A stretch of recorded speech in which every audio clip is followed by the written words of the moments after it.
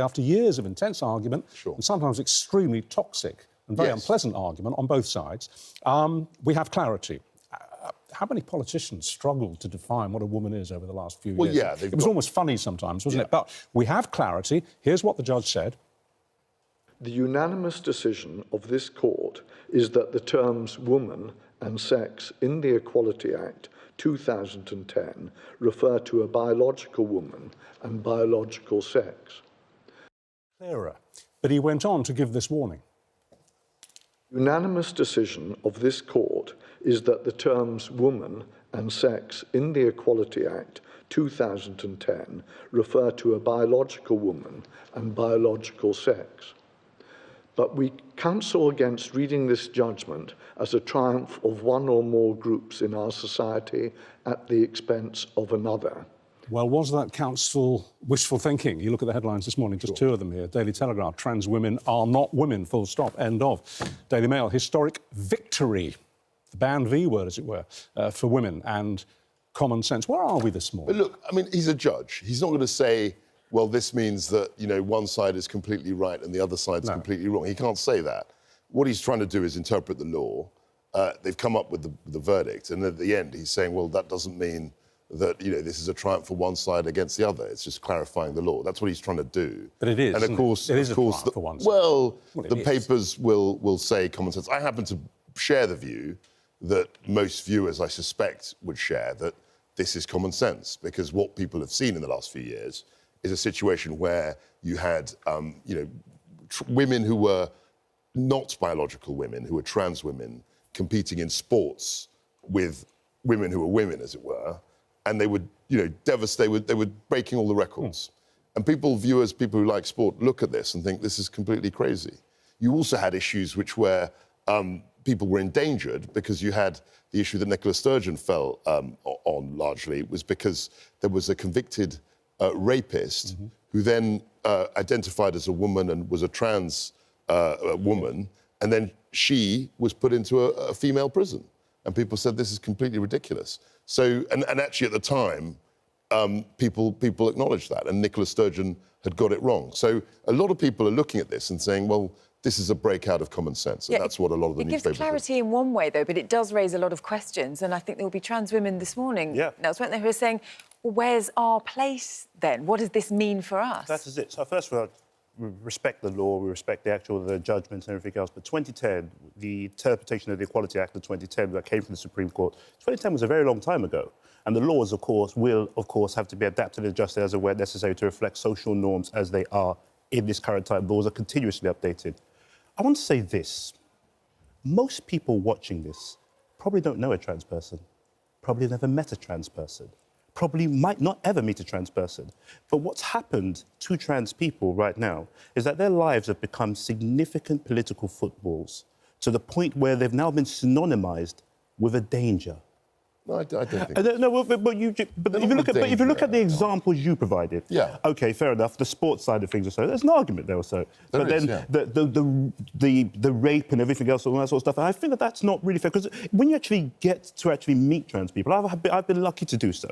Some of the best times I've had out in recent times or so have been in the midst of diverse writers of all sorts of backgrounds. I've got to meet a particular lady called Paris Lee. She was one of the most brilliant people I've met in my life. And she's the most friendly and endearing people. But the point we're making here is that the synonymizing of trans people with a danger, with a threat to society, with a threat to women also and everything else, is a very, very uncomfortable thing. It's a balance of rights, isn't it, Nels?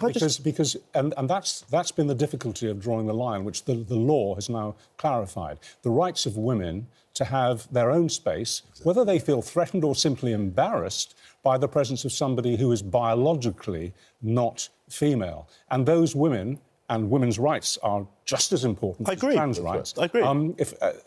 Those women now feel that at least they have their own safe space, whether it's safety in terms of genuine threats, which I agree is very, very unlikely and rare, but it does happen, but mostly safety from embarrassment and feeling awkward. But I must say again, one thing I never point out again too, is that the assumption that you can actually tell a trans woman from what you might call a trans woman from a legally defined woman, as part of the Supreme Court was actually ruled yesterday, is actually very, very unlikely in many different places or so. Sometimes you might be speaking to a trans woman who you might not even know. Yeah. And so, but also, the key thing I want to make here, too, is that what happens to trans women and men right now? Because does this make them non-people? It doesn't. So the law, of course, accounts for legal situations, but it doesn't account for the social norms of our society and politeness and compassion. And I think that's important, just as important too. But equally to a final figure, I would say, we speak about bathrooms quite a bit here in this situation. If you go into actually any high-end club right now, private members club, etc., so on and so forth, most of the bathrooms are actually mixed. Are unisex or so, where you just have cubicles and then you go and actually wash your hands together. What about places, Kwasi, what about places where they're not mixed? What about, say, Saturday night down the pub? You've got the gents and you've got the ladies. Where does a trans woman who used to be a man and now identifies as a woman, maybe he's had reconstructive surgery and all the rest of it, but is nevertheless biologically still male, where does that person go to the toilet now? I imagine they'll go to the women's toilet. The law isn't precluding that. Well, all the law is doing is clarifying, you know, for the Act of 2010, as Nels pointed out. Yep. But I think that, you know, it doesn't say that, well, because we've defined a biological woman. What if a group of regular drinkers at the pub, women, do identify a trans woman as being biologically male? It's clear to them, they know that, and they object, and they quote the law. Where does that person then go to the toilet? I think that the issue will then be with the establishment, and they will have their own rules. But my understanding is that because the Supreme Court has said this, I don't think that means that now, as of now, no trans women can go to the toilet. But you've not answered. How can you answer the question? But it's still an excellent question. It is. Whatever the establishment decides, where should and can a trans woman, when her presence is objected to in a female toilet, where do they go for a wee? Well, I think that first of all, pub toilets in the UK or so are absolute nightmares to go into part of the course or so sometimes. So I completely avoid them part of the course, and I'd like to think most other people. Well, you must have a very strong bladder. Thankfully, I do. Thankfully, I do. Well, let's look a bit young here and there. But the key thing about this too is that, again, I think that what's going to have to happen here, the Times are speaking about the bonfire of HR manuals. I think what we're going to look at is actually a reformation of norms in terms of actual, say, institutions. I think what we're going to see in these situations, so in pubs and other places, that you're going to end up with unisex bathrooms. You're going to end up with unisex bathrooms, so in which you have cubicles where there's absolute privacy. I'm a member of I've recently joined a high-end sauna in Canary Wharf. I'm not going to give it its name or so, because that would be advertising. I'm not advertising. I have no interest in it whatsoever. Really, really interesting place. So in the actual sauna space itself, or so, we all share it, as you do in most saunas. But when you actually go in, the entire thing is unisex, almost from head to toe. And I found it quite interesting. Excuse me, I'm not sure I want a unisex toilet. But they come in more. But they have come in more. You know, in the old days, there were men's toilets and there were female. Yep. Whereas now, what Nels is saying is right. You see a lot more. Well, I'm thinking of every single pub that I go into, and I can't think of any that have a unisex toilet. What about airplanes? Yeah, exactly. That's a good point. Well, yes, but only one person per time goes into the... exactly, but that's what's going to have to happen now. That is what's already happening, that bathrooms are being transformed, so it's actually one person in there. It's actually cubicles. Up and down the country, a lot of organisations are going to have to look very closely into what's being done, how they are doing things, because potentially there could be legal action as a consequence of it. But, you know, let's not forget that the judge did say, he insisted transgender people still have legal protection from discrimination through their protected characteristic of gender reassignment, also direct discrimination, indirect discrimination and harassment in substance in their acquired gender. But, I think that's absolutely right. I mean, what this court case is about, it's not about saying we're going to turn the clock back and discriminate against people and hate people. It's saying that for the purposes of things like sport and other issues, you know, it's giving some sort of clarification to a law. Forgive me. Please. To a law that was passed in 2010. It's saying this is how we define a woman and this is how we define a man. And I think that's fair enough. It is going to take time, though, isn't it, to sort of sort out what this means in practicality. And then is the worry, though, that this is leaving trans people in limbo in the meantime when there isn't that clarification for what it means in practical terms? Exactly. But we must be clear here, too. Trans is actually not a choice. No one wakes up in the morning and thinks, say, if you're a man or so, but if you're born and look like me, and wakes up in the morning for himself that, hey, I want to identify as a woman. It doesn't work like that. This is quite literally what's in the mind. And that's how it comes out. It comes in through the mind, comes through a physical expression, comes through everything else, and then eventually it becomes a point of, look, I want to change to actually reflect who I really truly am. And I feel that if we're putting, say, trans women in what you might describe as male spaces or so, enforcing their whether be it, say, hospital wards amongst other places. And I completely get it. I get it. This is a very, very complex situation. Well, then that begs the question about what is discrimination, doesn't it? It would also be psychological torture onto them, too, at the same time. In about 20 minutes' time, Charlotte and I are going to be interviewing a transgender woman, Ella Morgan. She's a TV personality. Many of you will have seen her. She's a trans advocate. She's had full gender reconstruction surgery. She's undergone all of that. She appeared on Married at First Sight in 2023. Now, what if she, formerly a man, still biologically a man, she's still got the double X chromosome, the XY chromosome, not the double X chromosome, so biologically she's a man. What if she develops appendicitis? And her local hospital, where she's treated as an emergency, doesn't have mixed wards. They have separate wards, as many hospitals still do. And she's put into a male ward. Is she being discriminated against? No, well, obviously, the question will be in terms of what space and what accommodation they have. Well, that's in that scenario. In that scenario. And I think if that's the only space that she can be put into, then that's what's got to happen. So could she take action for discrimination, that she's being discriminated against? Well, I don't know. I mean, as Charlotte said, look, I mean, the law only was clarified yesterday, and it'll take days, months, if not years, for a lot of these issues to be worked out. It's interestingly, the NHS is one of the first organisations to acknowledge this judgment. It's going to be reconsidering its same-sex ward policy because it currently allows self-identifying trans women to stay on single-sex female wards. So, you know, will undoubtedly... And can I just say, what Richard said is right, though. It's not just about her, it's about the other people in the ward.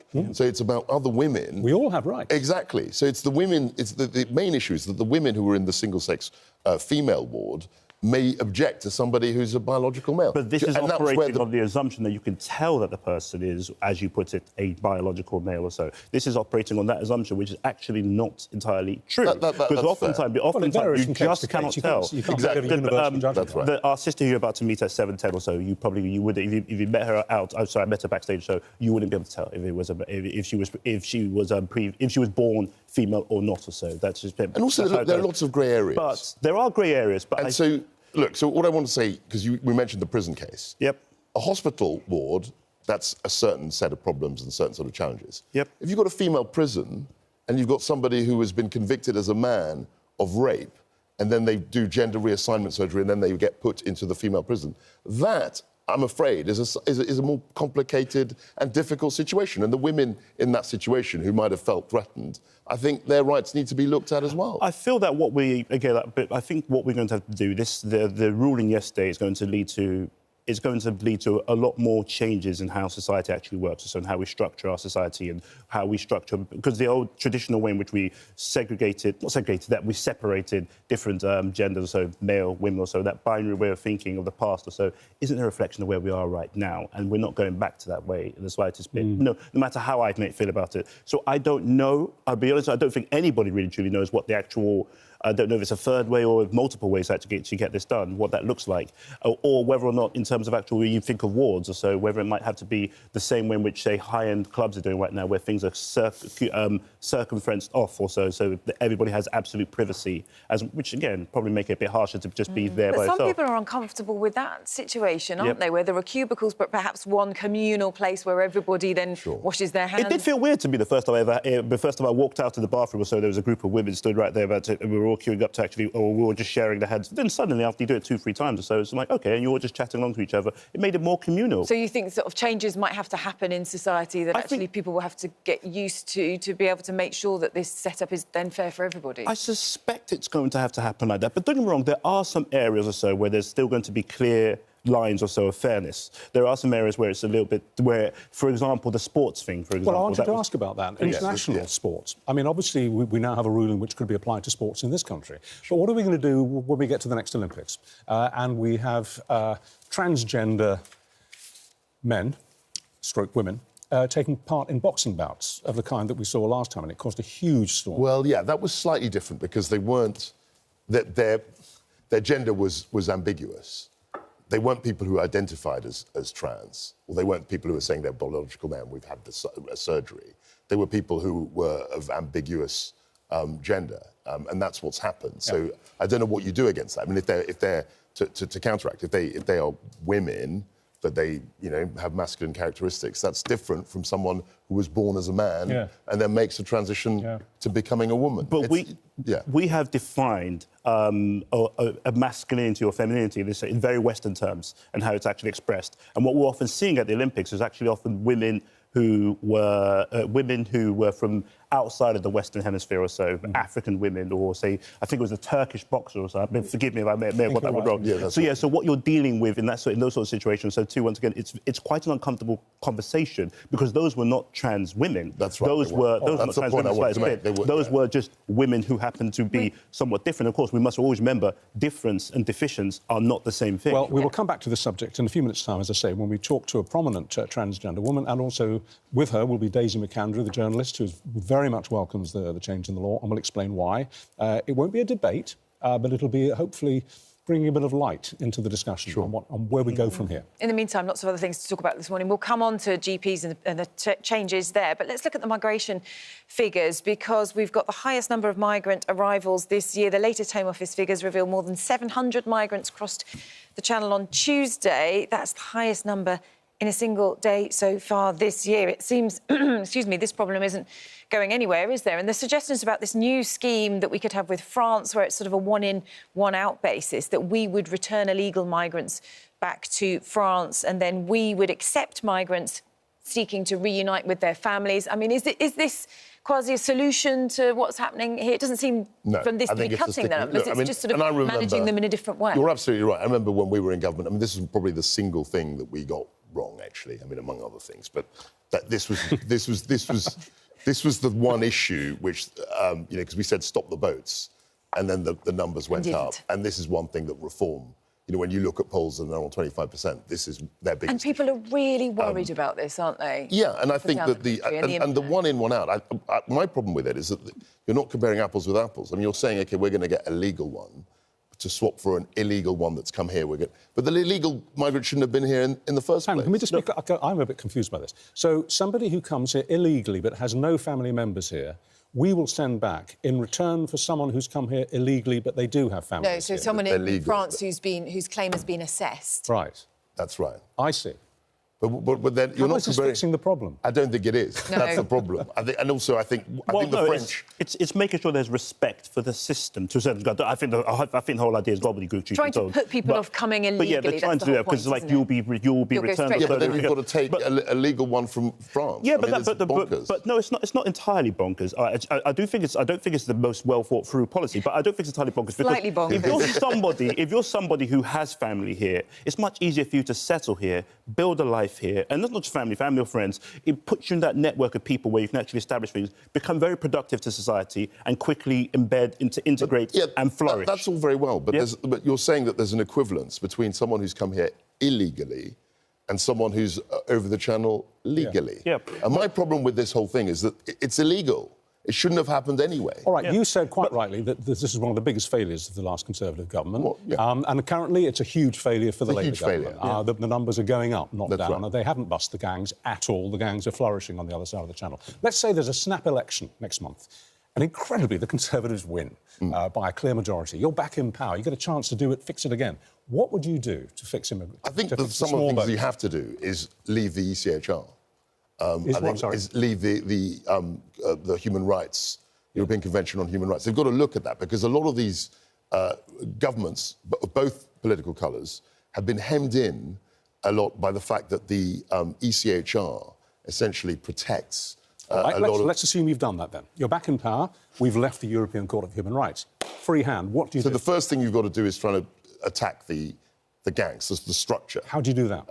Well, I think what you have to do is essentially, and the government are trying to do this, it's a form of sort of terrorism. You could take an extreme action legally against human traffickers, because that's what they are. But there's always another gang waiting in the wings to step into their place, isn't there? Well, yes and no, but you've got to have very, very strong disincentives, legal, prison, all of those things against that activity, because without that, as you say, the gangs will continue in this trend. You were shaking your head. The law is just a set of words when people are desperate. The law is just a set of lovely words on a sheet of paper when people are desperate.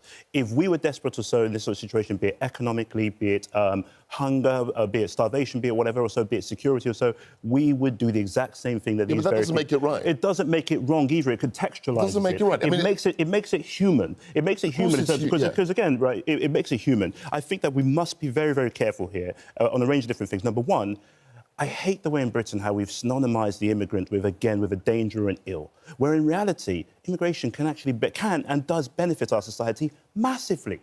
Massively. Yeah, but you can't have open borders. But we don't have open borders. We don't do that. We don't have open borders. When you look at the arrivals on small boats, though, that's an unmanaged situation. I think that, but the arrivals on small boats, also too, when we speak, the arrivals on small boats is just a reflection of desperation. I want to be very clear here too. I think we may have to look into how we've identified the gangs. Because, yes, you've got human smugglers or so. Yeah, you got that also, and that's... Oh, come on, they're pushing people out into the water to drown. But again, too, right, if we're going to places and bombing people or so, those people then showing up here on our floors, on our shores or so, looking for security, looking for nutrition, looking for whatever. We haven't bombed Somalia. But the point I'm making is that perhaps we might be the gangs here that we haven't acknowledged. Perhaps our behaviour or so has actually created a gang. Because maybe we have big gang influencing little gang over here. I don't know what you're talking about. Because when we go, what I'm talking about is literally don't know what you're talking about. When we're going around the world bombing people or so... We haven't bombed Somalia. We haven't bombed Somalia was... That was 30 years ago. It doesn't mean that we take... 30 years ago, but again, 30 years ago is not that long ago when you talk about it. When you talk about Libya, you're talking about Somalia, so you're talking about different places. So it's not just the bombing or so, it's the economic deprivation, it's the sanctions, many different things so that we've done around the world or so, and this is part of the blowback to it or so. So when you deal with this, so when you're looking at who the gang is or so, I think we should be very, very careful and look with a bit more depth as to the role we play in enabling these gangs, enabling the situation. For having some sort of processing centres, you know, around the world so people could go there and say, look, I'm in crisis, I'm in desperate need, and be assessed there rather than actually making the difficult journey, the dangerous journey, to be able to try and get to the UK. And stop being the course of those journeys too. Maybe we should actually think a little bit more about how we can help people on the actual ground there too in the places where they are, and perhaps find a way to make the world a bit more egalitarian, where the places where they currently are are not... Because I just want to check with our team. Do we have Dr. Amir on the line now? All right, we want to just change the record here. Let's go to our good friend and colleague, Dr. Amir. Dr. Amir, let's just finish this part of the discussion this morning with this idea that the government's putting forward. We'll be discussing it with the minister responsible a bit later. That basically GPs should now step up to the plate and instead of referring patients to hospital, basically not do that and deal with it themselves, whatever the problem is, in return for 20 quid a head. Now, the big question there is, fine, in principle, that might relieve pressure on hospitals, but at the moment, we've got people waiting weeks to have a GP appointment in the first place. So how's this going to work? Yeah, morning. I think implying that GPs aren't referring appropriately to hospital is incorrect as well. You know, we see so many patients each day, and we only refer a fraction of them to see a specialist, only when they really need it, whether that's for surgery or for further investigations. But what this scheme is implying now is that patients who might not need to see a consultant, might just need some further investigations in primary care, we can use a service called Advice and Guidance, where we send an electronic referral via our computer to a consultant and ask them for further advice, perhaps about a blood test, perhaps about some abnormal symptoms a patient we've seen have had, whether they need more investigations in primary care rather than seeing a consultant. So the idea is we take the pressure off some of those hospital consultant waiting lists. But you're right, that pressure then comes back to us, because I've used this service several times over the last year or so, and I get a list of things to do, whether that's blood tests, camera tests, referring for x-rays, and then I have to action them, and then I have to bring the patient back, which of course I don't mind doing because follow-up is good, and then organising whatever completion for that patient is needed. Often it does need then a referral to consultants, even after that advice. £20 is just a gesture, really. It's a token gesture. It doesn't cover all that time and investigations that we do. But the idea is it takes some of the pressure off the hospital. But you're right. It does mean more time with me, more appointments with me. So it's robbing Peter to feed Paul, really. Yeah. The difficulty is, isn't it, Amir? You know, as you all know, people are struggling to get doctors' appointments at the moment as it is. If the doctor then has additional work that they're having to do with this, isn't it going to mean that they're even more overstretched? And those GP appointments are even scarcer unless more GPs are created and put into the system. That's absolutely right. And that's what's already happening. So when I get my advice back from the consultants, a lot of that stuff is done in my own time. So I might do it in between my morning and afternoon clinic, order the investigations, write referrals, all of that kind of thing. But when I need to speak to that patient or see them again, because we've got the results of all those investigations that consultant advised me to do, that does take up an appointment. That does take up clinic time. And that means someone else, perhaps new, isn't being seen. So I think the answer is always investing in primary care, more GP appointments, more primary care clinician appointments. That's always the best thing. Dr. Amir, thank you for getting up, especially early this morning, to join us on that breaking story. That's good stuff. We do appreciate it. We're talking to the Health Minister this morning, actually, about that, so we'll be putting those points to her. Yeah. Can I just say something about this quickly? I completely get some of the best ideas in relation to this or so. I agree about the £20 to GPs and everything. That's absolutely great. But I don't think we should stop there. There was an African-American idea that really was very interesting. It actually saved my brother's life. My brother went into a doctor with an earache or so. Our doctor, often his actual policy was that to check black men in particular for their blood pressure. And he just, no matter what they come in for, and he found that my brother, he had a very high blood pressure, sent him off immediately, and turned out he had an aneurysm, which he's going to die from at any given second. Whoa. But the key thing here, the key policy here that the African-Americans were doing was actually incentivising, say, barbershops and hairdressers to do things like check the blood pressure of their patients. So we can then, I don't know if it's 20 quid or if it's 2 quid or £5 or so, but we can incentivise more localised things or so where people can say, where we can actually get trained, say, barbers to actually check the blood pressures of people and say, if the number looks like this, tell them to go straight to their doctor and that sort of stuff. That makes it a lot easier. It takes these things into the community. It makes our health service truly national. Transgender rights campaigners and advocates have urged people not to panic after years of debate about the legal definition of a woman concluded yesterday with a landmark Supreme Court ruling, meaning that a woman in UK law refers to biological sex. While judges say the concept of sex is binary, they say the ruling should not be seen as a triumph of one side over another, and transgender people still have legal protection from discrimination. Well, as we've seen, campaigners celebrated almost wildly outside court yesterday, but trans rights advocates are concerned that the ruling could lead to the erasure of trans identities. But how will this law change affect trans women? Here to discuss is Married at First Sight contestant and trans woman Ella Morgan, and also journalist Daisy McAndrew. Good morning to both of you.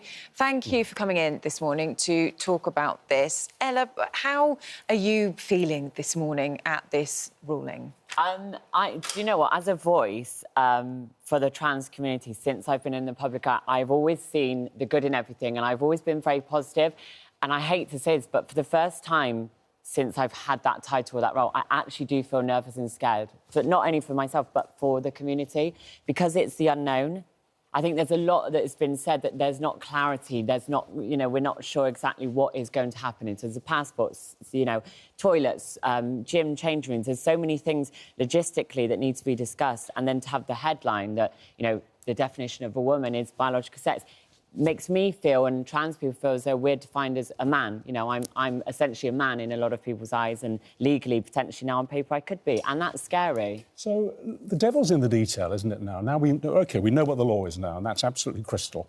But how is it going to be applied? So let's just say, for example, this afternoon you start feeling a bit poorly, and you go along to the doctor, and he says, I think you've got appendicitis. And you're rushed into hospital with a developing case of appendicitis.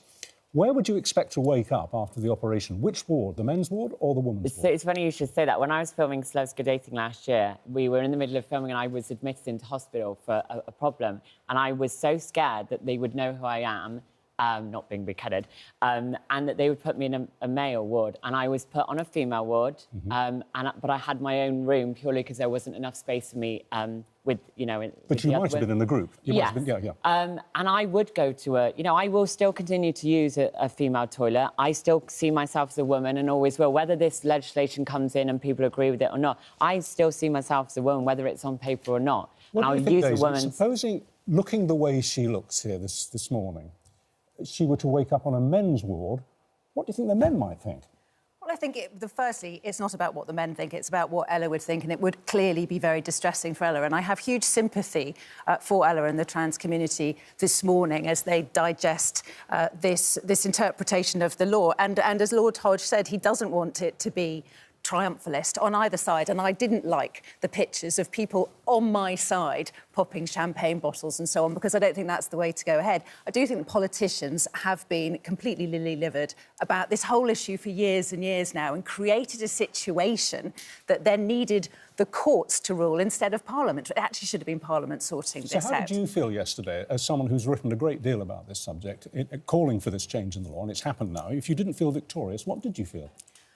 A certain sense of relief that maybe we can move forward now. And obviously, you're right to say there are now a whole number of unintended or intended consequences that need to be sorted out. So this isn't the end of the issue, because, yes, it has reinforced women's position, but it has changed trans women's positions and trans men. So we need to work through that. But there are such big issues here. And what's happened as politicians got so terrified of being cancelled on this issue, and I'm afraid from people in our industry who have also acted badly, the whole gotcha, you know, saying to politicians all the time, what is a man and can a woman have a penis? It all became such an issue that politicians were paralysed by their fear of being cancelled. And so just pushed the issue away instead of dealing with women in sport, women in prisons, you know, women in hospitals, all these issues that really needed to be sorted out. And I think that's where we ended up. And that, in turn, meant that bad men were using the situation for their own, and by that I mean men pretending to be trans. Who are not trans. And Ella, that has been an issue, hasn't it? And do you think that's been damaging, actually? It has, because we make up less than 1% of the population. And I just feel because of one person or a few people, a very small minority, this has now given us consequences. Who identified as a woman and wanted to be put in a woman. Yes, that has now affected all of us because of a few people doing a few bad things who are not trans. We are now the ones suffering, and it affects us. Do you see what I mean? I completely agree, but the situation had created... There was so much publicity around the situation, and I think, you know, these bad players, bad actors thought, here's an opportunity for me to do something, and nobody will have the courage to say, you are not a trans woman, you're a man in a skirt pretending to be a trans woman, because everybody was worried about being cancelled. We got into that situation. Is this a conundrum that we're never actually going to quite solve, in the sense that obviously women have rights? I'm married to a feminist. I've been a proponent of women's rights all my adult life. But clearly, trans women have rights too. But somehow there seems to be a difficulty in drawing the line. Because, for example, you know, we know that a lot of women feel either threatened or embarrassed by the very notion, even if it doesn't actually happen to them, but by the very notion of having a trans woman in their midst in a changing room. We know that they feel uncomfortable, and they feel they have the right not to have that imposed on them. You, on the other hand, would feel extremely awkward if you woke up on a male ward after an operation. Drawing that line, working it out, is going to be really tough, isn't it? Yes, it is. And people have said to me, why don't you use a disabled toilet? And I'm not disabled, so why would I use a disabled toilet? I go to the gym and I use, obviously, the female changing rooms. Nobody has ever had any issues with me. And actually, most of my friends, my very close friends, are actually cis women. And I've asked them more openly, because I'm very open-minded. I know, you know, this could have become a debate, but I'm never, and most trans people should never feel they have to justify their existence or debate our existence and who we are. But all of my cis friends have said, we've never felt threatened by you, Ella, in your company, but we've been threatened by men. So, but there will be ways to work through this. You know, I was in a Primark changing room a couple of days ago, and there were female changing rooms to the left, and pretty much everyone, you know, and you know, men and women, all genders to the right. But it was individual cubicles, obviously. So I went to the right because the queue was smaller. I felt perfectly safe. But you know, could have been trans women, trans men, you know, alongside the cubicles. But the women, if they were concerned, could make sure they went to... So there's a choice to be made there. I mean, I think, you know, one of the things is, isn't it, that organisations, hospitals, prisons, businesses, everybody's going to be looking at their policies now, aren't they, to see if changes need to be made, to see what this means, to see how they can find solutions to it. Ella, I think, what would your message be then when they're looking at how this works in practice? I think women, I'm all here for, you know, I have an amazing mum, I have women in my family. I'm all for protecting women and their rights. I'm not here to take away anybody's rights. I just want to acknowledge that I am an equal and I also have rights. And women have fought so many years for being able to vote and so many other rules and legislations that it now feels like they're turning that on us and we now have to deal with that struggle. And it's like, women have had to fight for so long, and now you're happy to watch us and celebrate and drink champagne at this ruling, knowing that we have to now go through that struggle. Can I ask you a psychological question? Yes. Do you feel any differently up here this morning, less than 24 hours after this ruling? Because you know that in a given situation, a legal situation, you could be technically opposite a judge, or indeed anybody, but let's just say a judge, who would look at you and say, I'm very sorry to tell you, but legally, you're a man. You're not a woman. That could now be said legally. How does that leave you feeling? Well, Richard, I'm not being silly. I know biologically I am male. I'm not taking that away. I am a woman in my eyes. I am a trans woman. I'm a woman who happens to be trans. But I'm not saying I'm not biologically, you know, a female, because I'm not. That would be me lying. I acknowledge that. But I just feel if I was to stand in front of a judge now and be told, OK, you know, you are this, and then told I have to go to a male hospital or a male prison, God forbid I ever go to prison, what about my safety? Where does the safety then come in for trans people? So you're OK but protecting women. What if I get raped or molested or assaulted because of being put in that position? But where Richard, are my rights? Don't forget, it is illegal to discriminate against trans people. That is enshrined in law. You know, trans people are protected by the law. But, of course, what we've got now is a situation where now people will have to work out what the line is. And on things like NHS, there has been an absolute muddle there, because when you change gender, you know, when you get the certificate, your NHS number gets changed. So the system can't find whether you are born a biological male or female. So there's a lot of catching up. There's a lot of catching up to do, and joined up thinking. You say that it is absolutely not allowed to discriminate against a trans woman, but if she were to wake up on a male ward, would that be discrimination? Well, that's the big question, and I agree. We need to work these things out, and people just haven't had the courage to think these things through for the last few years. Well, listen, thank you both very much indeed. That's really interesting. Yeah, and we will be talking about this throughout the programme this morning. And it was nice to have it not as a debate, but as a discussion to shed a bit of light. We've all got our opinions. Yeah, absolutely. So... No, it's really good. Well, we'll be discussing this, obviously, with the Minister of the Day, who'll be joining us at 8:30 this morning, precisely how we're now going to go forward from here. But if you've been affected by any of the issues that we've been talking about, then, as ever, there's advice and support, some really practical stuff, at itv.com/helplines. So, a lot of questions this morning. The NHS facing fresh questions over its policy on single-sex spaces in hospitals. Not just hospitals, of course, there's an even broader question than that. After this landmark ruling, which ruled yesterday, less than 24 hours ago, which ruled the term woman can only be used legally if a woman is born a woman, if she is biologically a woman. Well, the reality star Ella Morgan has shared with Good Morning Britain one of the biggest fears she has as a trans woman.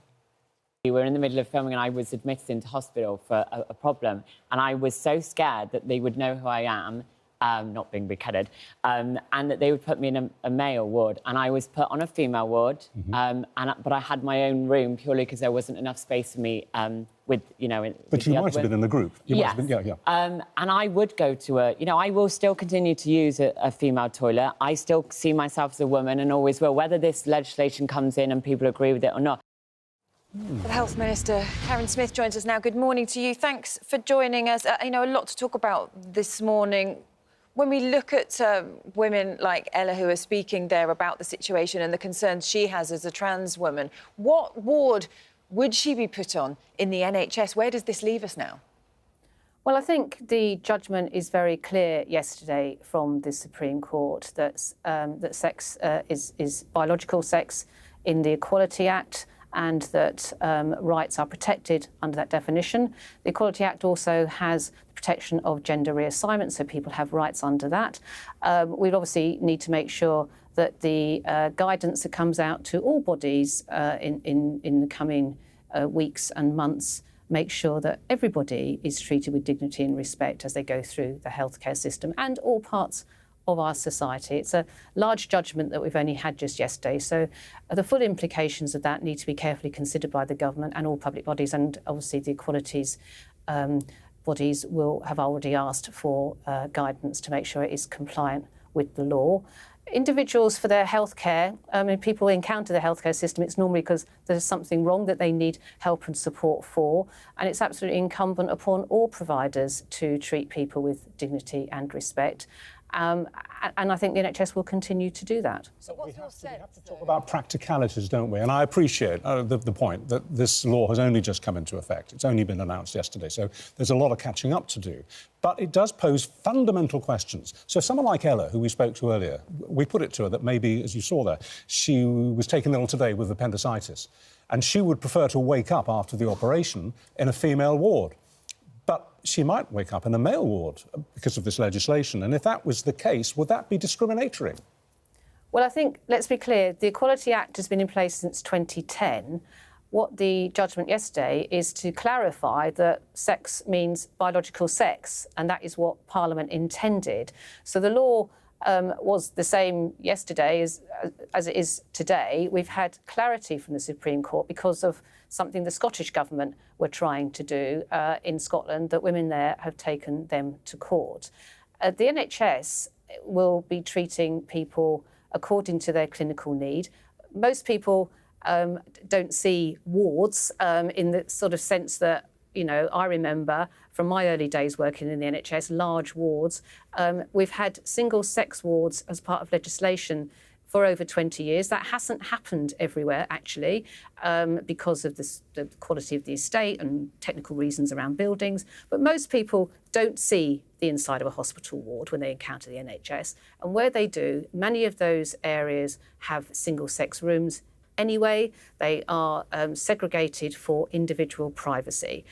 So that is the way that those providers that run NHS institutions and other institutions operate on a daily basis. Okay, and they just need to make sure that they are compliant with the law on definitions of sex, if they haven't been. I expect most people are, and that people like your commentator just now and other transgender people are also have their dignity and privacy respected. So do you think there might need to be sort of compromise situations then that are worked out because of this? For example, as you say, there would be separate rooms rather than them being put in either a male ward or a female ward? As I said, the sort of concept of large wards is one that is largely out of date. And I think your key word there is compromise. We've seen a lot of ill-informed and often quite offensive debate over recent years. I think that this ruling, clarifying that the Equality Act that Parliament intended, that sex means biological sex, and that other people with other characteristics are also protected, is welcome. And I hope that compromise, working together, is absolutely the order of the day going forward. As you say, the NHS, our focus and what I'm out today trying to talk about is our commitment to make sure that people, whatever their protected characteristics are, whoever they are, gets off those waiting lists, gets treatment close to home. Can we come to that? And I promise you we will. I know that's what you're here to talk about. That is what the general public are interested in. The public, I think, will welcome and I agree with you, they are. But can we conduct the interview? And we will come to that point in a moment. I just want to ask you this. We have seen, you talk about the toxic debate.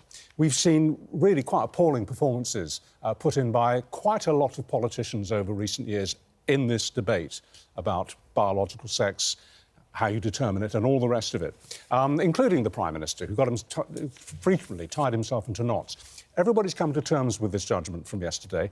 Politically, are you lot happy that now you can speak cleanly and clearly about what it is to be a woman and what it is to be a man? Well, you refer to the Prime Minister. The Prime Minister, Keir Starmer, changed the Labour Party from 2019 election and our manifesto in 2019 to a manifesto in 2024, which is overwhelmingly endorsed by the British public, which included our commitment to single-sex spaces and also, as a part of, not my area, but another part of our plan for change, in making sure that we reduce violence against women and girls. So our commitment back in July was very clear on this area, and that is a change developed over time under Keir Starmer's leadership. Yes, but you had awful moments, didn't you, where people like the Prime Minister got themselves into knots about whether or not a woman had a penis. I mean, it was ridiculous. You must be relieved that there's clarity now and we won't see statements, and, frankly, interviews on that level anymore. I mean, I think interviews on that level, absolutely right.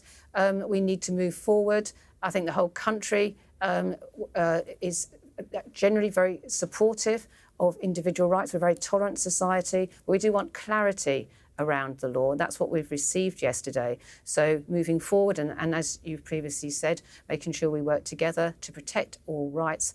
And as I'm very keen on focusing in my area, making sure we reduce those waiting lists, we have a health service that is fit for the future, and that our plan for change that we committed to the British public, that was overwhelmingly endorsed, including by half the population, which are women, back in July, is one that we continue to focus on. That's what matters to the British public. Yes, let's talk about that situation now, because I know you want to, highlight this plan. £80 million being made available by the NHS in England to help GPs work more closely with hospital specialists to get advice. So it's basically hoping that GPs will be able to deal with patients rather than send them off onto consultants, put them on waiting lists. The issue is here, isn't it, that it's already really difficult to get a GP appointment. GPs are already overworked and stretched, aren't they? This is only going to make that situation worse, isn't it? The whole system is very pressurised. We know we've got people being treated in corridors, and we know that access to GPs is also really important. That's why it's the front and centre of our commitment for changing and fixing the foundations of the NHS. And recognising that extra administrative pressure on GPs is why we do have this £80 million fund set aside. The Chancellor made very difficult decisions back in the budget to increase the NHS budget by that £26 billion. We've been criticised for that, but this is the sort of thing that the Chancellor made decisions on to support. We're not just putting more money into the NHS, we are determined to reform how it works, so that it works better for patients. So this gives support to GPs, to support their patients, that they don't just go onto a waiting list and then they don't hear for several months or even more than a year at a time. It's really stressful for people. And often what those people do is keep calling back to the GP and saying, well, doctor, I haven't heard anything. And then the GP is phoning into the hospital and trying to find out where people are. By taking these people who can be treated more locally off that waiting list, treating them in the community, having the GP with more guidance and advice to manage them closer to home, that will reduce the waiting list, and it means that people who do have to be on that waiting list, who might have to go into hospital, also are focused on by that specialist doctor. So it already works in many parts of the country. Yep. We want to take what works best to the rest, so that is accessible for people across the whole country. Very quick question, so I'd ask with respect for a quick answer, because we're almost over, we are over time now. But you are going to be paying GPs £20 for every patient that they don't refer. That looks suspiciously like a bribe. No, it's to cover the administrative costs of referring them to something different. So they will have different treatment option than going onto the waiting list. Well, we're joined now by the writer and broadcaster Nels Kwasi and the former Conservative Chancellor Kwasi. Lots to talk about as we come to the end of the show, but something which we wanted to cover earlier, but it's just been squeezed out by all the other stories that we've had this morning, is this thing from Leicester Square and about buskers. You either love buskers or you don't. A lot of people love them, but they don't like them when they're amplified, when they have what are increasingly powerful amplification, portable systems which run off small batteries now these days. And in Leicester Square, where it has been a big problem, they finally called, the council's called time on it, and they said, you can't do this anymore. You're deafening everybody, and you're not very good, some of you. And some of the music that you're playing and singing is actually painful to listen to, especially at volume, so enough. Yeah, I think the council is right. I mean, this is a nightmare. I've got strong views on this. It's a complete nightmare. If you've got an office next to a busker who isn't very good, but is very loud, it is impossible to get any work done. And what's happened is that a radio station... Global Radio. Who've got an office there, and I've been in the studio many times and all that sort of thing. They're trying to put on programmes. I'll do the sound effect. You keep talking, and this is what they're hearing. Yeah, it's terrible. But I remember, I'm old enough to remember, there was a man called Manuel Noriega. He was a general. And the Americans... He wasn't a busker, was he? Well, no, but they tried to extradite him, and then he sought refuge. I can't remember where. It was in an embassy. Vatican. And then they blasted music for 2 days, and in the end, he gave up. And that's how they smoked him out. They just played very loud rock music and got him out. And it's a form of... Hold on, though. We know that a lot of budding musicians, this is the way that they find their feet in the world. They step out, those first becoming musicians. People like Ed Sheeran, for example. Yeah, if you ban this type of busking, there we go, we can see him busking there. If you ban that, where would Ed Sheeran be now? Exactly. But he's not. That's the key point. This is the key... So the busker is that's the research and development ground of British culture. We can't do it everywhere. A person is busking, tomorrow they're at Madison Square Garden, flying the Union Jack high. We must respect and love our cultural practices. So I think there should be limited areas which are licensed. Leicester Square. not the high Leicester street Square. of culture in Britain, Wherever. the highway of But culture in it Britain. can't be allowed everywhere. You can't have a situation where It's not everywhere. where every public space has got buses. When I was really, really young, or so, in my university days, there was a particular club in the West End called Cork's Wine Bar. They had the best Wednesday nights ever you could ever go to. I feel like we're learning a lot about your life The key thing about that was interesting. It was a wine bar. It was called a wine bar, but it was a club. But then, for some bizarre reason, it was so successful and everything else. Then they close it down for noise purposes. Yeah. And we're often finding time and time again where there's fun, where there's culture in Britain or so, this stuff is being clamped down either for noise purposes or it's late night stuff. But if you were living next door to that, or you had an office next door. You would absolutely hate it. Who lives in Leicester Square? People do. People with too much money. And I think that if you work there every day, well, if you work there, Global Radio, they're trying to broadcast. Of course, Global actually, we all love Global and everything else. So, but Global, so who's Mr. Moneybags in this situation, or so they externalise quite a lot of noise and all sorts of other bits around the country. It's fine. We all have to live with each other, but this is how we create culture. So you are a writer. I am. And if you are writing and someone is blaring rock music or whatever it is that you don't like at full volume, it's a question of you volume, would go absolutely crazy. It's a question of volume. You would not tolerate I that. live in a residential area. Can I have a full disclosure here? I actually did used to busk a bit. Did you? Yeah, when I was in my late teens, I was with another guy called Paul Deadman. If you're watching, Paul, I hope you're doing well. He's a psychiatrist now, probably because of me. And we were in a little duo called Alchemy. And, yeah, we used to busk in Brentwood and Romford. Did you earn much money? Not a lot. We weren't great, but we didn't. The point is, we weren't amplified. So, you know, if you weren't right close to us, you couldn't hear us. Sure. That's the point. In Leicester Square, they were really upping the volume. And not just one performer, there were loads of them all competing. And I can see why that. And apparently, when it came to court, I think what swung it was the council actually played at volume in court and they couldn't what Global Radio was having to put up with. And Tommy's been swept up in this article in The Guardian. He's been a living statue for 20 years.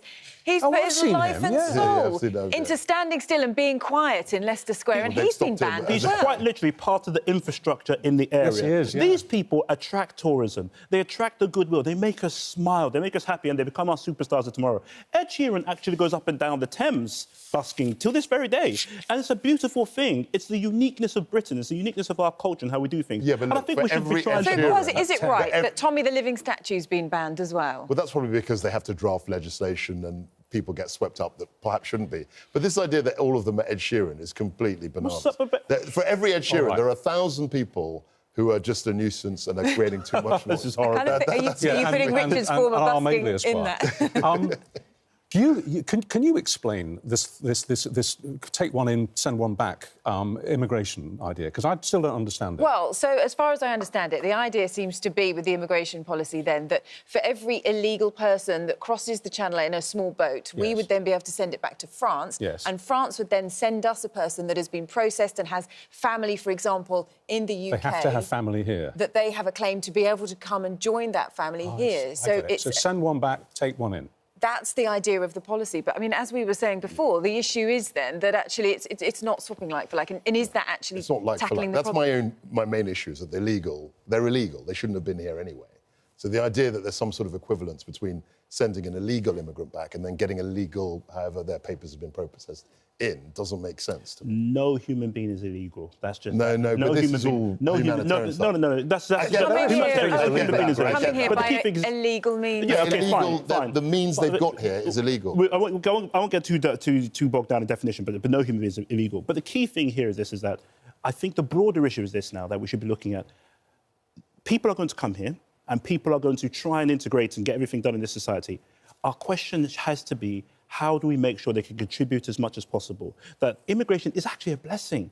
But we just have an open door policy. We don't have an open door policy. We don't have there is a question in. about trying to stop people coming illegally. They are risking their lives. They're risking their children's lives by trying to make that dangerous crossing. And then we should be asking... That's a key point that we need to try and tackle, But that's the desperation element. Where is that desperation coming from? What can we do to alleviate that desperation? So if we really want to stop this or so, which I'm not convinced that we do as a society, because we need it, but if we really want to stop this, so we should be asking, what is the root cause of the desperation? How can we actually get to... but it's conflict. It's poverty. Of course it is. Exactly. We can't do all of that. We can do a lot of it. No, we can certainly do a lot of it, absolutely. So I get all the humanitarian arguments and nobody's illegal, all the rest of it. We've got a massive administrative problem.